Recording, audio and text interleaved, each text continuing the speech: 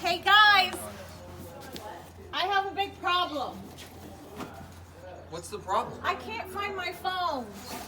Well, maybe the scientific method will help. How? 8 steps: observe, question, research, hypothesize, experiment, test hypothesis, draw conclusions, and report to help solve the case of a missing phone. Sounds great. Let's get started. Alright. First, let's observe to make sure that you've lost it. So let's check around. Okay.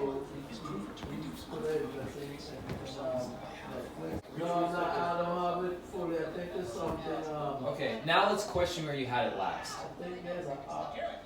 In the kitchen. I checked the weather. Great, now let's research some easy ways to find your phone. Okay. Oh, it says calling it would be best. Hypothesis that it's in the kitchen and the ring will help make it find it easier. Okay, let's experiment to find this out. Let's test this hypothesis and see if we're correct by calling it. Okay. Alright. Grandma! Oh! Now we can report that remembering where you last had your phone and calling it does help find it. Using the scientific method makes me want to research what is the difference between deductive and inductive research. Deductive starts with a theory and contains a hypothesis and does quantitative research. Oh.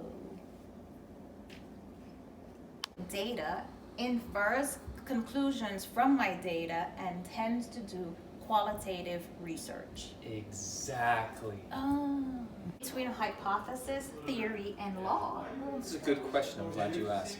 A hypothesis is a limited explanation of a phenomenon. Scientific theory is an in-depth explanation of the observed phenomenon, and law is the statement of an observed phenomenon. So an example of a hypothesis would be calling the phone. It would help me find it. Yeah, and an example of a scientific theory is calling the phone would find it due to the sound. An example of law would be because sound travels at a speed of 343 meters per second. We will hear the ring and find the phone quick. Thanks for your help. Bye. Hey guys, I got a big problem. What's the problem? I can't find my